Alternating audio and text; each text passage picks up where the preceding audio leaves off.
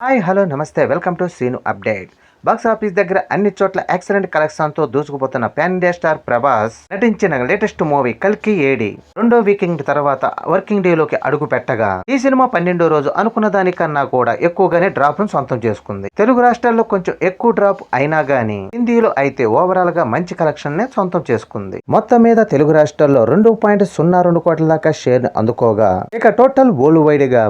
7.91 కోట్ల షేర్ని అయితే ఇండియా వైడ్గా అత్యధిక కలెక్షన్ సాధించిన మూవీస్ ఏంటి, మరి కల్కి ఏడి ఇండియా వైడ్గా ఏ ప్లేస్లో ఉందో ఒకసారి గమనిద్దాం. ఇక అమెరికాన్ నటించిన దంగల్ మూవీ 2000 కోట్లు సాధించి టాప్ 1 ప్లేస్లోను, పాన్ ఇండియా స్టార్ ప్రభాస్ నటించిన బాహుబలి 2 1800 కోట్లు సాధించి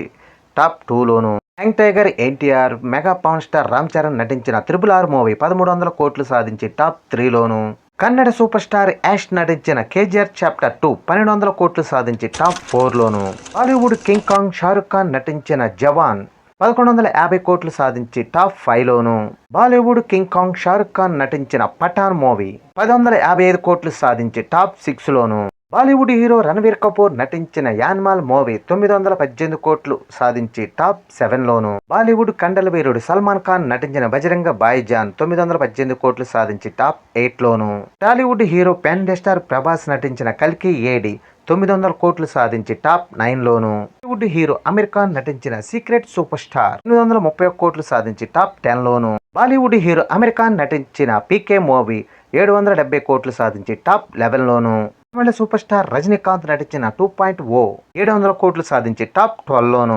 Tollywood hero pan India star Prabhas నటించిన సలార్ మూవీ 690 కోట్లు సాధించి టాప్ 13లోను, బాలీవుడ్ హీరో సన్నీ డియోల్ నటించిన గద్దర్ 2 686 కోట్లు సాధించి టాప్ 14లోను, Bollywood hero pan India star Prabhas నటించిన బాహుబలి 1 650 కోట్లు సాధించి టాప్ 15లోను, బాలీవుడ్ కండల వీరుడు సల్మాన్ ఖాన్ నటించిన సుల్తాన్ మూవీ 615 కోట్లు సాధించి టాప్ 16లోను,